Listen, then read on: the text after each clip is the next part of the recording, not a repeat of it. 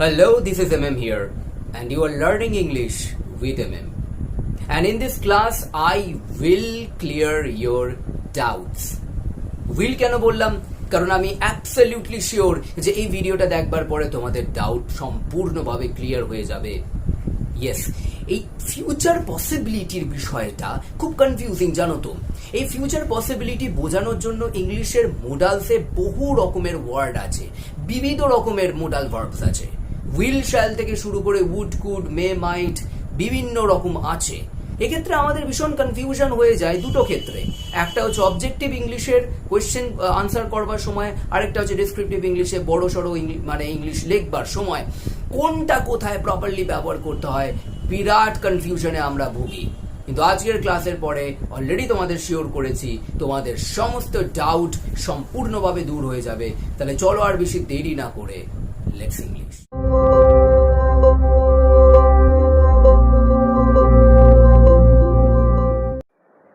এই যে বিভিন্ন মোডাল ভার্বস রয়েছে ফিউচার পসিবিলিটি বোঝানোর জন্য, এগুলোর মাধ্যমে কোনোটার মাধ্যমে বেশি সম্ভাবনা বোঝানো যেতে পারে, আবার কোনোটার মাধ্যমে কম সম্ভাবনা বোঝানো যেতে পারে।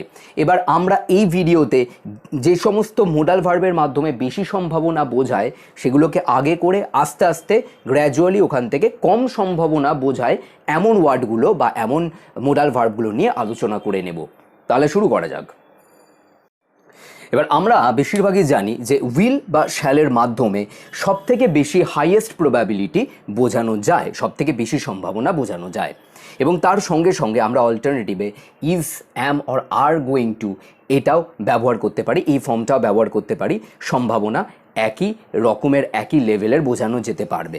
তো এই জন্য আমরা এই তিনটে একসাথে করে নিচ্ছি এখানে। এবং উইল আর শ্যালের মধ্যে কিছু পার্থক্য আছে, খুবই সত্যি কথা, এবং সেটার জন্য আলাদা আমরা ভিডিও করব, সেটা প্রবলেম নেই। কিন্তু আপাতত যেটা তোমাদের বলবো এই ভিডিওটার পারপাসে, যে ইন্টারন্যাশনাল ইংলিশে শ্যাল বা উইলের খুব বেশি আর পার্থক্য করা হয় না, বিশেষ করে রিটেন ইংলিশে।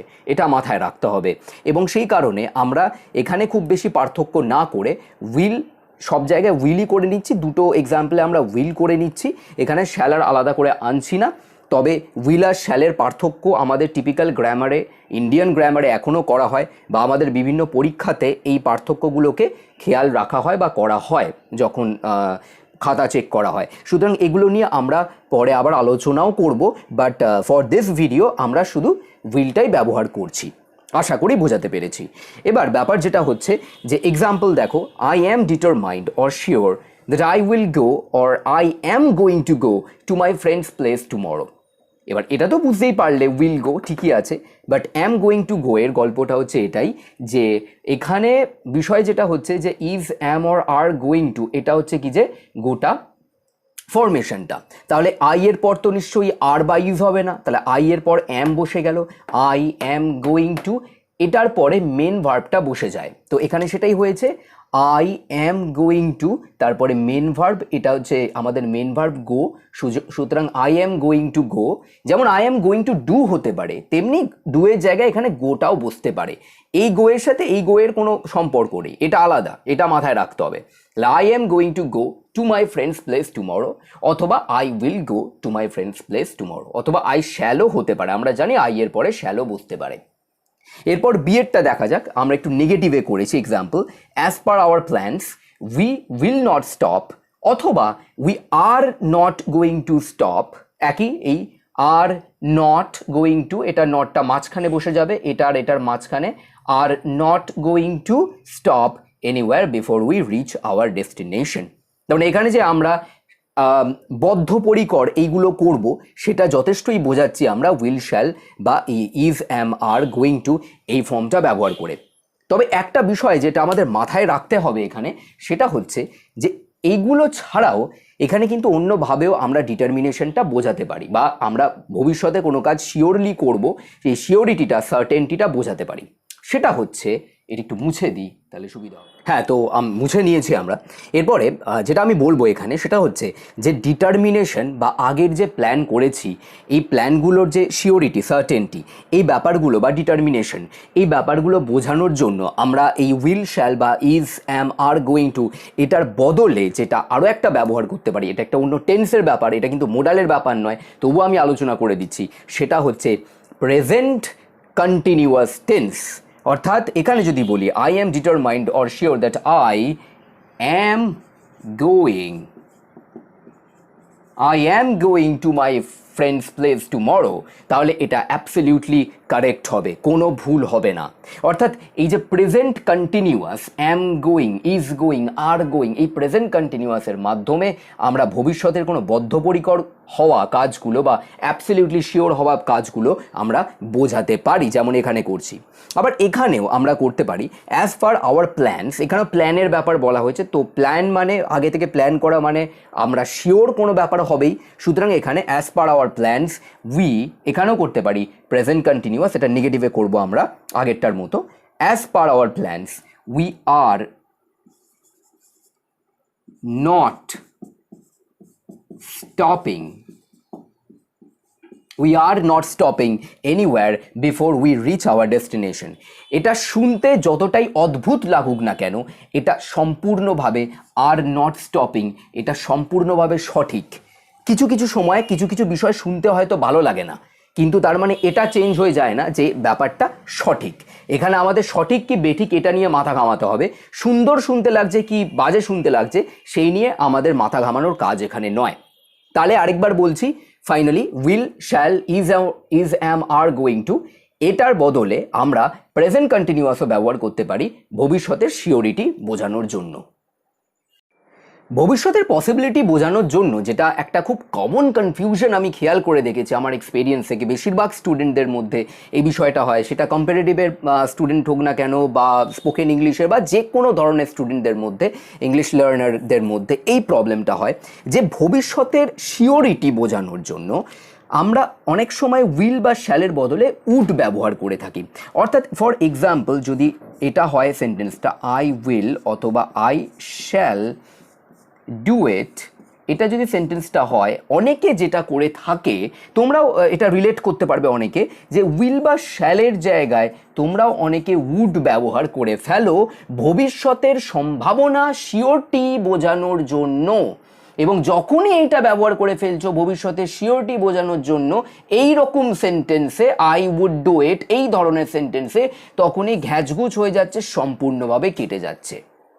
ভবিষ্যতের কোনো শিওরটি বোঝানোর জন্য, নিশ্চয়তা বোঝানোর জন্য আমরা will, shall, is, am, are going to অথবা প্রেজেন্ট কন্টিনিউয়াস ব্যবহার করতে পারি, যেটা অলরেডি আমরা আলোচনা করেছি। বাট এখানে উড মোটেই ব্যবহার করা যাবে না এই ধরনের সেন্টেন্সে ভবিষ্যতের শিওরটি বোঝানোর জন্য, এটা মাথায় ঢুকিয়ে নাও। এরপরে তাহলে উডটা কোথায় এক্স্যাক্টলি ব্যবহার করা হচ্ছে সেই ব্যাপারটা আমাদের বুঝতে হবে। উডের মাধ্যমে আমরা অবশ্যই পসিবিলিটি বোঝাতে পারি। উডের মাধ্যমে সাধারণত আমরা প্রেজেন্ট পসিবিলিটি বোঝাই, প্রেজেন্ট বর্তমান কালের, বা প্রেজেন্ট বলতে আমরা নিয়ার ফিউচারকেও এটার মধ্যে ঢোকাতে পারি, প্রেজেন্ট অথবা নিয়ার ফিউচার পসিবিলিটিকে বোঝাতে পারি, কিন্তু সেটা আনরিয়েল পসিবিলিটি হয়, সেটা রিয়েল পসিবিলিটি নয়। এক ধরনের কন্ডিশনাল সেন্টেন্সের মধ্যে উড আমরা ব্যবহার করতে পারি। উড ব্যাপারটা চিরকালই খুব জটিল কমপ্লেক্স ব্যাপার, এবং এই উড ব্যাপারটা কন্ডিশনাল সেন্টেন্সেসগুলোতে ভীষণ ভালোভাবে ইউজ করা যেতে পারে। এক্সাম্পলটা দেখে নিই। ধরো এরকম রয়েছে, if I were free now, যদি আমি ফ্রি হতাম, ব্যস্ত না হতাম, আই উড মিট ইউ, যদি আমি এখন ফ্রি হতাম তাহলে আমি তোমার সাথে দেখা করতাম। এটা একটা কন্ডিশনাল পসিবিলিটি। কেন?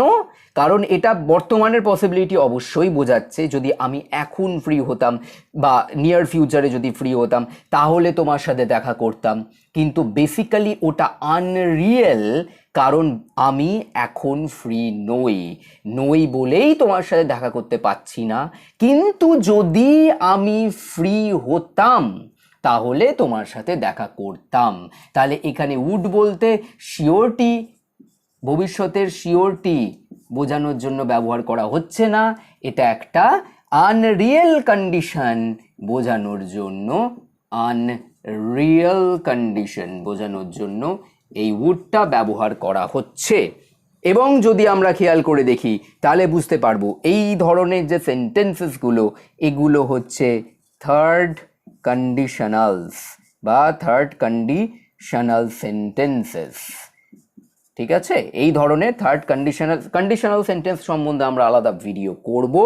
আপাতত মাথায় রাখো এগুলো থার্ড কন্ডিশনালসের মধ্যে পড়ে এবং এখানে বর্তমানের আনরিয়েল পসিবিলিটির ব্যাপারটা বোঝানো হয় এবং বর্তমানের এই ব্যাপারটা বোঝানোর জন্যই আমরা এখানে সিম্পল পাস্ট টেন্স ইফের ক্লসে বা ইফের সাথে একসাথে সিম্পল পাস্ট টেন্স ইউজ করি বর্তমান বা নিয়ার ফিউচার বোঝানোর জন্য। আপাতত এইটুকানি বুঝে নাও, যেটা মাথায় রাখতে হবে যে উডের দ্বারা তাহলে শিওরটি বোঝানো সম্ভব নয়, উডের মাধ্যমে একমাত্র আনরিয়েল কন্ডিশন বা আনরিয়েল পসিবিলিটি বোঝানো যেতে পারে এবং সেটা সাধারণত প্রেজেন্ট বা নিয়ার ফিউচার পসিবিলিটি হয়।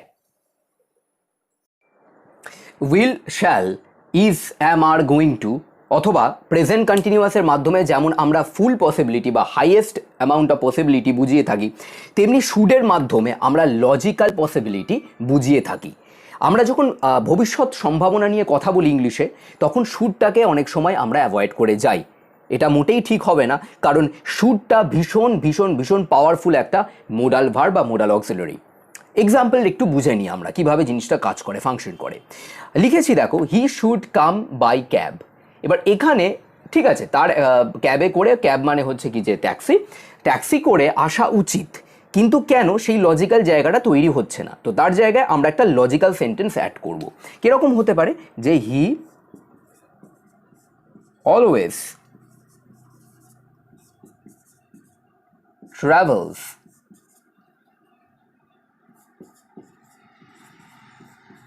By cabs.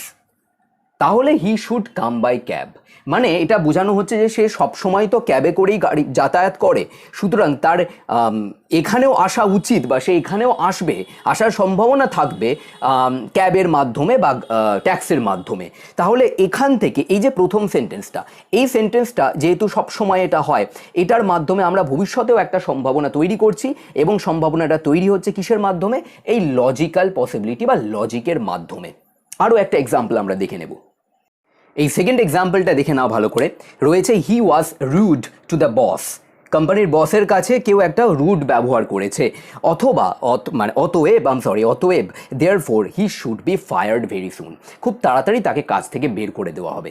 তার মানে লজিক্যালি বুঝতে পারছি যে অতীতে এমন একটা কিছু সে কাজ করেছিল যার জন্য ভবিষ্যতে তার জন্য একটা লজিক্যালি একটা কনসিকোয়েন্স বা পসিবিলিটি অপেক্ষা করছে। অর্থাৎ বুঝতে পারছো যে এই শুডের মাধ্যমে ফিউচারের লজিক্যাল পসিবিলিটি আমরা খুব সুন্দরভাবে বোঝাতে পারি এবং খুব পাওয়ারফুলি কারেক্টলি বোঝাতে পারি শুডের ব্যবহারটা করা উচিত এই ধরনের ক্ষেত্রে।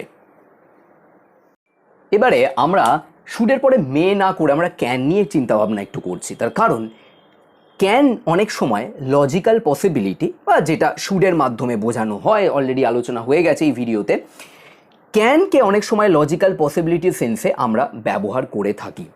এবার এই জায়গা প্রসঙ্গে একটা কনফিউশন তৈরি হয়ে যায় অনেকের মনে। এই রিলেটেড অনেক প্রশ্ন আসতে পারে, এমসিকিউ প্রশ্ন আসতে পারে যেখানে ক্যান আর শুড দুটো অপশান দেওয়া থাকতে পারে, আবার এরার কারেকশানও থাকতে পারে। যেমন আমি তোমাদের একটা এক্সাম্পল দিয়ে বোঝাচ্ছি। আগের যে এক্সাম্পলটা দিলাম সেটাই আমি একটু লিখছি যে হি ওয়াজ রুড, জাস্ট এইটুকুনি লিখবো, হি ওয়াজ রুড। তারপরের সেন্টেন্সটা যে হি ধরো রয়েছে can or should be fired. ঠিক আছে, এই যে জিনিসটা আছে এক্ষেত্রে অপশান এই দুটোর মধ্যে থাকলে বা এরার কারেকশানের ক্ষেত্রে এরকম কিছু দিলে ভীষণভাবে আমাদের গুলিয়ে যায়। এক্ষেত্রে একটা মিনিং তৈরি হচ্ছে, খেয়াল করো যে প্রথম মিনিংটা হচ্ছে, দুটো মিনিং এখানে বেসিক্যালি তৈরি হচ্ছে। প্রথমটা যে হি ওয়াজ রুড, সে রুড ছিল বলে তার ফায়ার হয়ে যাওয়া উচিত, এটা একটা মিনিং হচ্ছে। সেকেন্ড মিনিং হচ্ছে সে রুড ছিল বলে সে ফায়ার হয়ে যেতে পারে। তার মানে এই যে জায়গাটা, উচিতের ইংলিশ শুড, এটা নিয়ে কোনো সন্দেহ নেই, এটা নিয়ে কোনো কনফিউশন হবে না, কিন্তু কনফিউশন হবে এই মিনিংটার জন্য, সে ফায়ার্ড হয়ে যেতে পারে। এই যে মিনিংটা, এবার পারার সেন্সে আমরা ক্যান ব্যবহার করি। যার জন্য অনেকে এখানে ক্যান অপশনটা চুজ করবে এবং এখানেই তারা আলটিমেটলি মারাত্মক ভুলটা করে ফেলবে।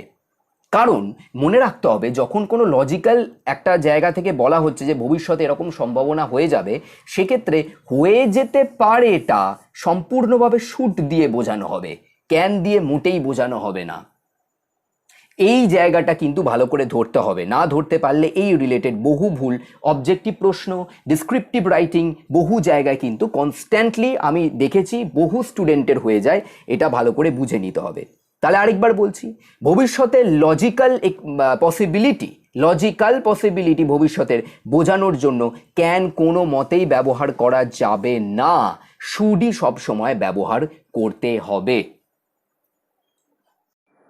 এরপরে আমরা মে, মাইট, কুড এই তিনটে মহান ব্যক্তির কাছে চলে এসেছি, ভালো করে বুঝে নেব। খেয়াল করো, এদের গ্রুপের মধ্যে ক্যানটা নেই।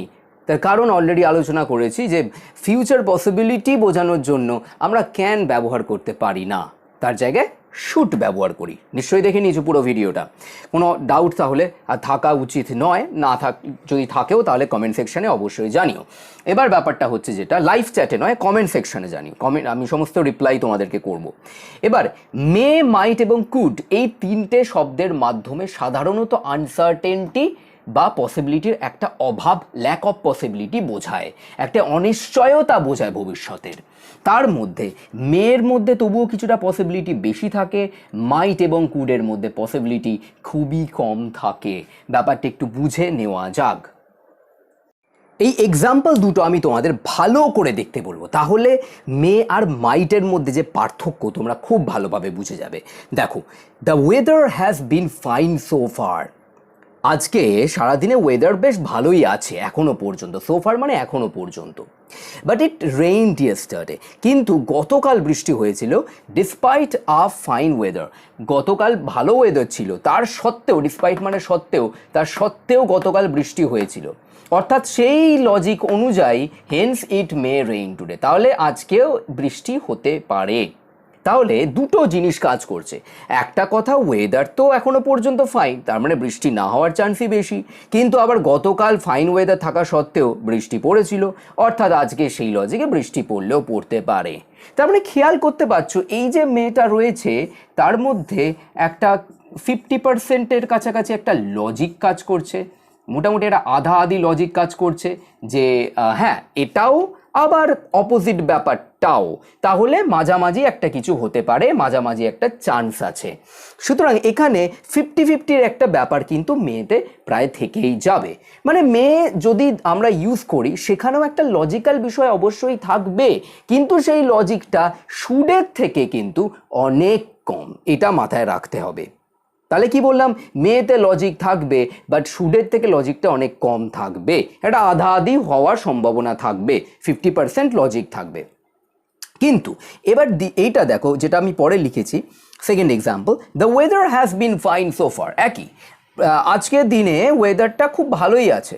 Still it might rain any time, তবুও কোনো একটা সময় বৃষ্টি হতে পারে। ইউ নেভার নো, তুমি কখনোই জানো না যে কি হয়।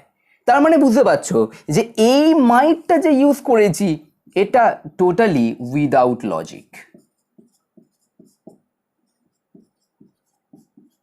উইদাউট এনি লজিক, এটার মধ্যে লজিক কিন্তু খুব একটা নেই এবং এটা সম্পূর্ণভাবে গেস ওয়ার্কের উপরে ডিপেন্ড করে রয়েছে। হ্যাঁ হতে পারে। সুতরাং লজিক যখন খুব উইক হবে বা উইদাউট এনি লজিক বা আমরা বলতে পারি উইক লজিক এগুলো থাকবে, তখন আমরা মাইটটা অ্যাপ্রোপ্রিয়েটলি ব্যবহার করতে পারি। আর মে থাকলে সেখানে লজিক কিছুটা থাকলে সেখানে মে ব্যবহার করতে পারি।